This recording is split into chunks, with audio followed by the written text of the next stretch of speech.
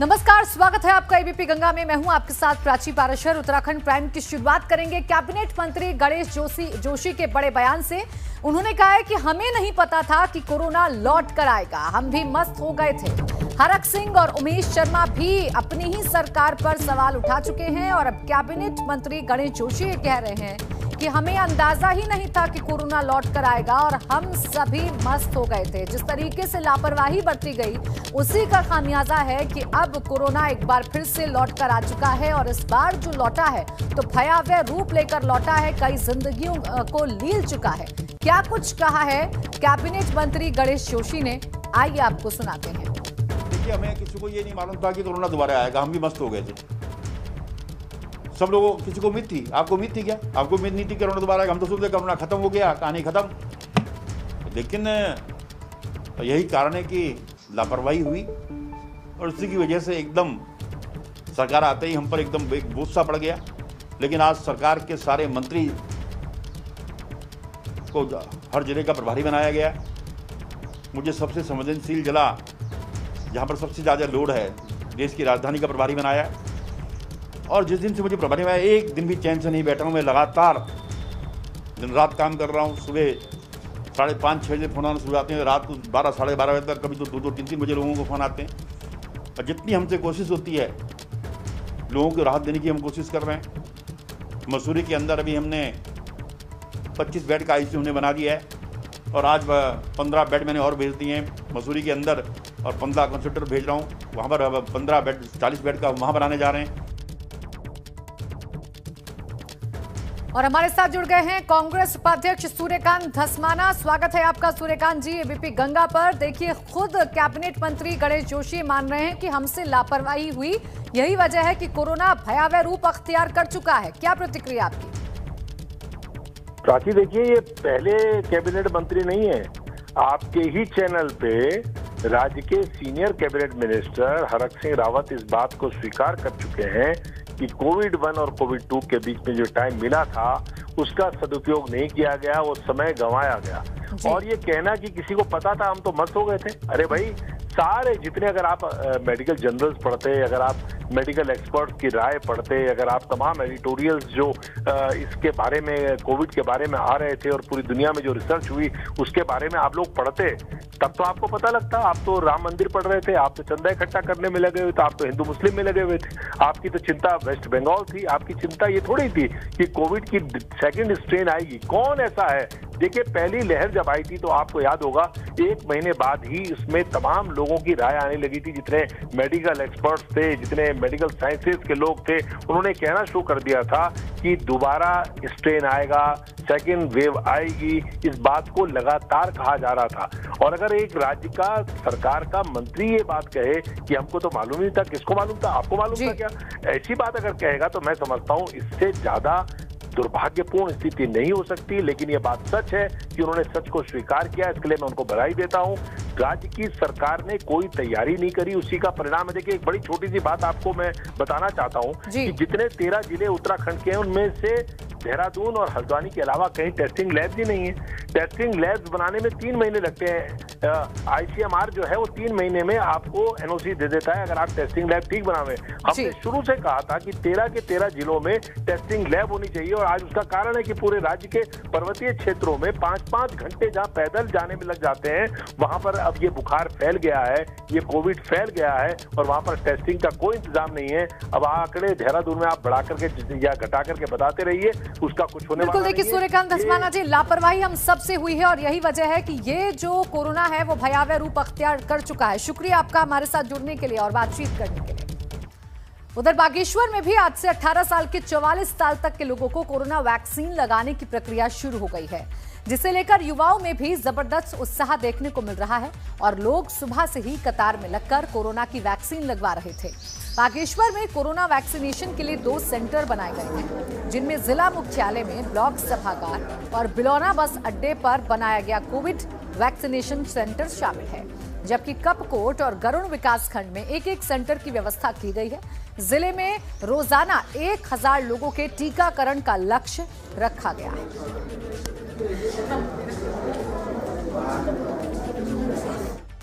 देख ही रहे हैं यहाँ पर काफ़ी अच्छी संख्या में लोग यहाँ पर वैक्सीनेशन के लिए आए हुए हैं। तो आज से यह 18 साल से ऊपर से जो व्यक्ति हैं उनको वैक्सीनेशन का कार्य यहाँ पर शुरू हो गया है। जैसा कि हम देख ही रहे हैं कि काफ़ी अच्छी संख्या में लोग आए हैं और इससे पता चलता है कि लोग अभी वैक्सीनेशन के प्रति जागरूक हो रहे हैं और अपनी उत्तरदायित्वों का निर्वहन अच्छे से कर रहे हैं। उत्तराखंड में भी आज से 18 प्लस उम्र के लोगों के लिए कोविड टीकाकरण की शुरुआत हो गई है। राधा स्वामी सत्संग ब्यास हरिद्वार बाईपास रोड देहरादून पर वैक्सीनेशन सेंटर पर मुख्यमंत्री तीरथ सिंह रावत पहुंचे और निरीक्षण किया। इस दौरान सीएम ने 18 से 44 आयु वर्ग के लोगों के टीकाकरण अभियान की शुरुआत की। युवाओं में वैक्सीनेशन को लेकर काफी उत्साह नजर आ रहा है। तो उत्तराखंड पहला राज्य होगा कि जिन्होंने ये तय किया कि 50 लाख के लगभग नौजवान को हम लोग फ्री वैक्सीन लगाएंगे, जिसमें 400 से ऊपर करोड़ का खर्चा ऐसा बैठता है। और आज वो शुभारंभ हो रहा है और बड़ा उत्साह है नौजवानों में, बहनों में। और यही नहीं तो हल्द्वानी भी मैं अभी निकल रहा हूँ, वहाँ के मुझे निरीक्षण और जो DRDO के द्वारा 500 बेड का बन रहा है और सुशीला तिवारी मेडिकल कॉलेज और वहाँ स्टेडियम में भी 150 का ऐसा एक बेड वहाँ भी देखना है। साथ ही पहला जाते ही पहले वहाँ भी ये शुभारंभ करेंगे जो आज और कोरोना के बढ़ते संक्रमण को लेकर सरकार ने अपील की है। कोविड काल में शादियां कैंसिल करने की अपील सरकार की तरफ से की गई है। राज्य सरकार के प्रवक्ता सुबोध उनियाल ने अपील की है, सबसे पहले अपनी जान की सुरक्षा जरूरी। तो देखिए, अब कोविड काल में अपील सरकार की तरफ से की जा रही है कि जो शादी हो रही है उन शादियों को पोस्टपोन कर दिया जाए, कम से कम इस कोरोना काल के लिए पोस्टपोन कर दिया जाए, क्योंकि शादियों में खतरा कोरोना फैलने का है। और मुख्यमंत्री तीरथ सिंह रावत हल्द्वानी पहुंचे। इस दौरान मुख्यमंत्री ने MBPJ कॉलेज में चल रहे वैक्सीनेशन अभियान का निरीक्षण किया। इस दौरान मुख्यमंत्री ने कहा कि प्रदेश के हर शख्स का वैक्सीनेशन होगा। इस पूरे टीकाकरण अभियान में करीब 400 करोड़ का खर्चा आ रहा है और ये बेहद जरूरी है। कोरोना की रोकथाम के लिए हर किसी का टीकाकरण हो। अपने प्रधानमंत्री आदरणीय नरेंद्र मोदी जी ने 18 वर्ष से लेकर 45 वर्ष के आयु को नौजवानों को, बहनों को वैक्सीन लगाने का जो संदेश दिया है, आज हम उस संदेश को पूरा कर रहे हैं। आज शुभारंभ किया है और उत्तराखंड सरकार, हमारी सरकार ने सबको फ्री वैक्सीन लगाने का काम किया, जिसमें 400 करोड़ से भी अधिक खर्चा आता है।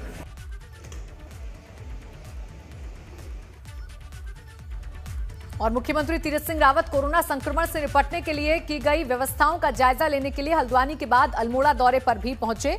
मुख्यमंत्री अल्मोड़ा के बेस यानी कोविड अस्पताल पहुंचे, जहां जाकर उन्होंने अस्पताल का पूरा निरीक्षण कर कोविड से निपटने के लिए की गई व्यवस्थाओं की जानकारी ली। अल्मोड़ा के कोविड अस्पताल का निरीक्षण करने के बाद सीएम ने कहा कि कोरोना एक युद्ध है, इससे निपटने के लिए सरकार ने पूरी तैयारी की है। लोकतंत्र का चौथा स्तंभ है और जो कुछ भी गतिविधियां होती हैं वो सीधा जनता के सामने लेके जाते हैं, बताते हैं। और इसलिए मीडिया भी हमारी तरह और सीधे सीधे पूरी तरह पब्लिक के बीच जाता है। और ऐसे समय पे जहां स्वास्थ्य विभाग कर्मचारी, अपने डॉक्टर, अपने स्वास्थ्य विभाग के कर्मचारी, पुलिस प्रशासन मुस्तैदी के साथ में 24 आवर्स काम कर रहा है, लगा हुआ इस जंग में, तो वहीं अपना मीडिया भी पीछे नहीं है। वह भी ऐसी कठिनाई स्थितियों में पूर्ण रूप से सहयोग कर रहा है, फील्ड में है। इसलिए मीडिया के नौजवानों को भी हमने, पत्रकार मित्रों को फ्रंट लाइन में लाने की बात की है और मैंने उसकी घोषणा भी की है। उत्तराखंड के सभी जिलों के साथ हरिद्वार में भी 18 से 44 साल की उम्र के लोगों के लिए वैक्सीनेशन शुरू कर दिया गया। हरिद्वार के प्रेमनगर आश्रम और ज्वालापुर के रघुनाथ मंदिर पांडेवाला में वैक्सीन लगाने का कार्य शुरू हो गया है, लेकिन पहले ही दिन काफी अव्यवस्था देखने को मिली। प्रेमनगर आश्रम में बने वैक्सीनेशन सेंटर में अव्यवस्थाओं के कारण हंगामा हो गया। वैक्सीन लगवाने के लिए एक साथ सैकड़ों लोग पहुंच गए और इस दौरान सोशल डिस्टेंसिंग की जमकर धज्जियां उड़ गईं। हंगामा बढ़ते देख मौके पर पहुंची पुलिस की तैनाती वहां पर पुलिस की कर दी गई और काफी मशक्कत के बाद पुलिस ने व्यवस्था को संभाला। साल से ऊपर सभी को लगाई जा रही है, मगर उसके लिए कुछ सेंटर्स अलग अलग बना रखे हैं। 45 साल से ऊपर वालों के लिए अलग हैं तो उसमें वैक्सीनेशन विधिवत जैसे चल रहा है। जो 18 साल से 45 के बीच में थे उनके लिए अलग सेंटर बनाए गए। हैदराबाद ब्लॉक में केवल 2 सेंटर है अभी, एक प्रेमनगर आश्रम में है और दूसरा ज्वालापुर में रघुनाथ मंदिर, वहाँ पर चला जा रहा है। 45 से नीचे की है उसके लिए ऑनलाइन रजिस्ट्रेशन कराना पड़ेगा और उसके बाद स्लॉट लेना पड़ेगा। जहाँ जहाँ हमारा वैक्सीनेशन हो रहा है इस वर्ग के लिए, वहाँ साइट के लिए अलॉटमेंट होगा। देहरादून में कोविड कर्फ्यू के बावजूद भी कितने ही लोग बेवजह ही अपने घरों से बाहर घूम रहे हैं।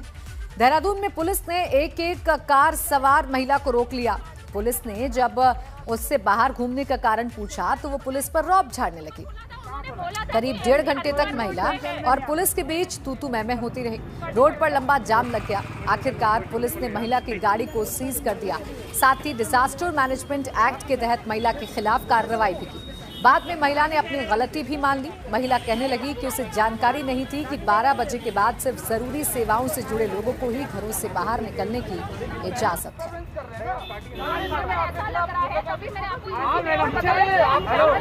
चालक को भेजिए।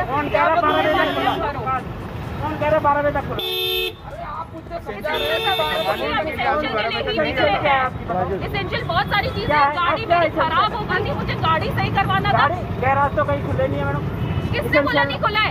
एमजी सुबह खुला था, उन्होंने बोला था कि एमजी हरिद्वार रोड पे है। नहीं आता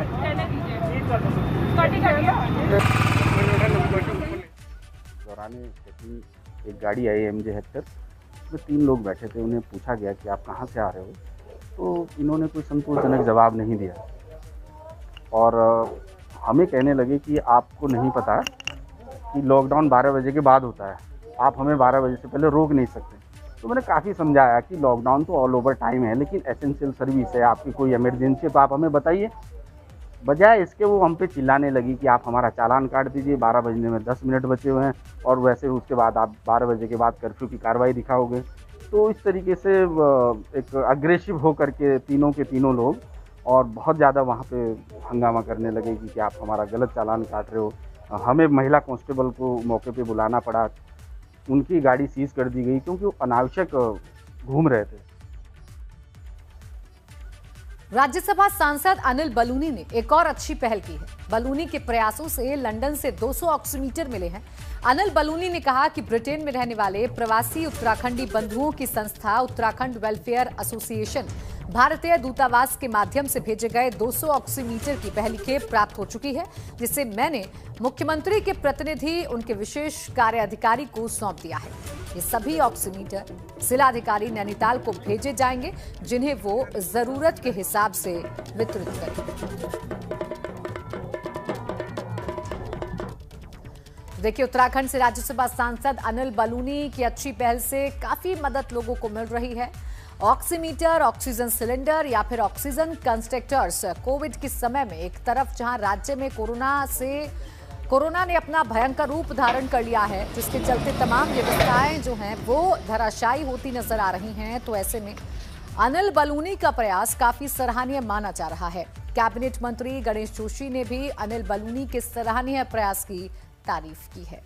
अनिल बलूनी जी का बहुत आभार व्यक्त करता हूं। मैंने फोन से व्यक्तिगत रूप से भी उनका आभार व्यक्त किया। उनका हर समय सहयोग इस प्रदेश को मिलता रहता है, चाहे ट्रेन चलाने की बातें हों, कई ट्रेनें आपके माध्यम से यहाँ पर चली हैं, चाहे कोविड काल में ऑक्सीजन देने की बात हो, और अभी जो हमारा कोविड हॉस्पिटल्स को बनाने जा रहा हूँ, उसके लिए भी आपने 11 लाख रुपये एक हमारा जनरेटर सेट लगाने के लिए उन्होंने मंजूर किए हैं। मेरी पर्सनल टेलीफोन से उनसे बात हुई थी। मैं उसके लिए भी अनिल बलूनी जी का आभार व्यक्त करता हूँ। और उत्तराखंड में 18 मई तक कोविड कर्फ्यू बढ़ा दिया गया है। प्रदेश सरकार की नई गाइडलाइन जारी होने के बाद अल्मोड़ा बाजार में जरूरी चीजों की दुकानें खुली। इस दौरान आम लोगों ने जरूरी चीजों की खरीदारी की। इस दौरान राशन और सब्जियों की दुकानों पर कोरोना प्रोटोकॉल की धज्जियां उड़ाई गई।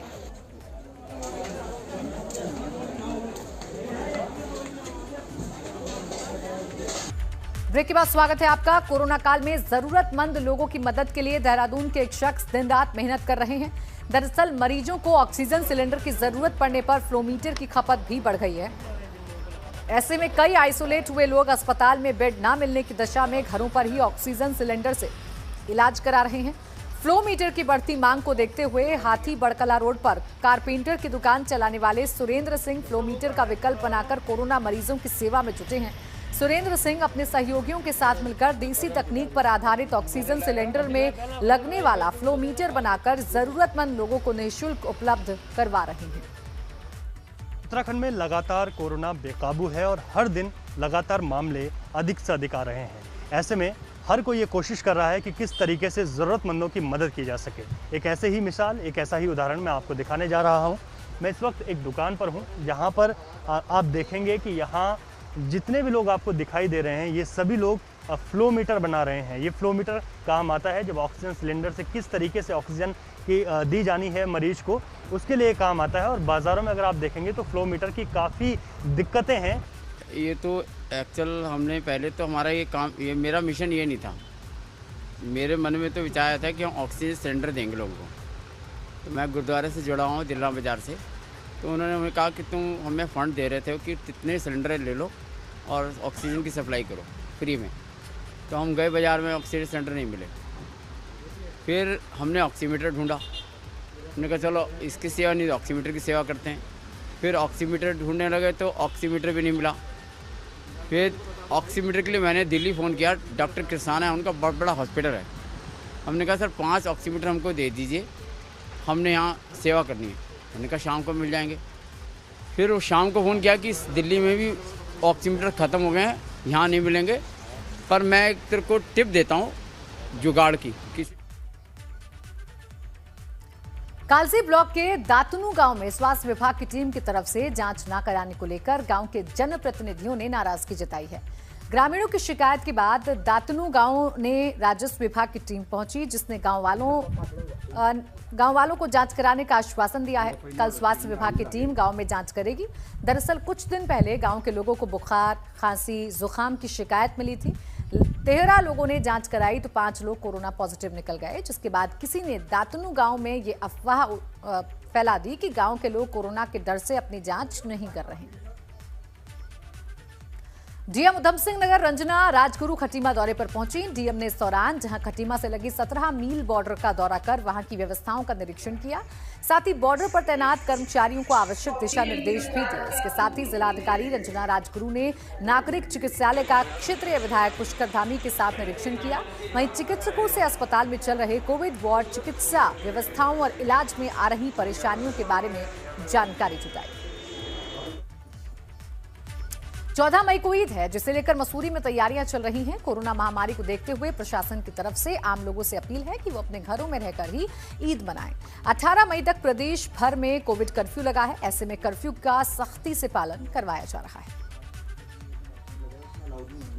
तो अब जैसे कि ईद भी आ रही है तो इसमें भी यही है कि अब और भगवान केदार की पंचमुखी उत्सव डोली शीतकालीन गद्दी स्थल ओंकारेश्वर मंदिर से हिमालय प्रस्थान की तैयारी तेज हो गई है। 14 मई को बाबा की डोली शीतकालीन गद्दी स्थल ओंकारेश्वर मंदिर से रवाना होगी। इसे लेकर तहसील प्रशासन, देवस्थानम बोर्ड, तीर्थ पुरोहित समाज और हक हकूकधारियों की बैठक हुई, जिसमें फैसला लिया गया कि कोरोना संक्रमण को देखते हुए उत्सव डोली 14 मई को ऊखीमठ से गौरीकुंड के लिए रथ से रवाना होगी। 15 मई को डोली गौरीकुंड से केदारनाथ धाम पहुंचेगी।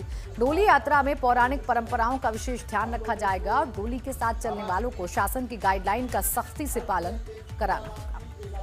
जैसे कि विगत वर्ष के भांति भी इस वर्ष भी ओंकारेश्वर मंदिर ऊखीमठ से भगवान केदारनाथ की चल विग्रह डोली चलेगी।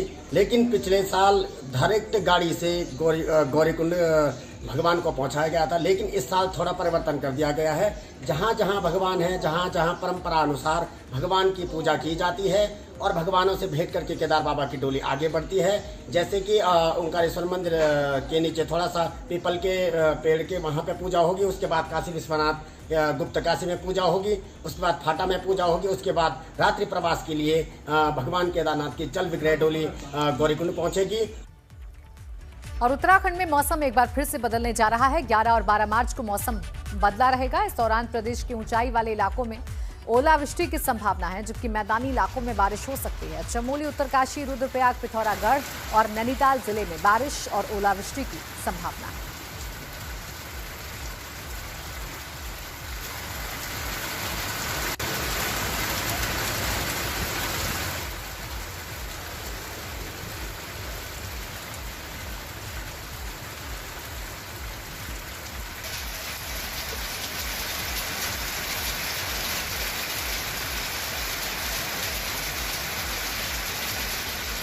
बारिश और ओलावृष्टि की संभावना देखिए जताई गई है। 11 और 12 मई को मौसम बदला रहेगा। पहाड़ पर फिर बदलेगा मौसम का मिजाज। लगातार मौसम बदलने की वजह से पारा भी लुढ़क रहा है और लोगों को गर्मी से राहत मिल रही है। पहाड़ी क्षेत्रों में हो रही बारिश की वजह से, ओलावृष्टि की वजह से जो मैदानी इलाके हैं वहां पर भी ठंडक का एहसास हो रहा है।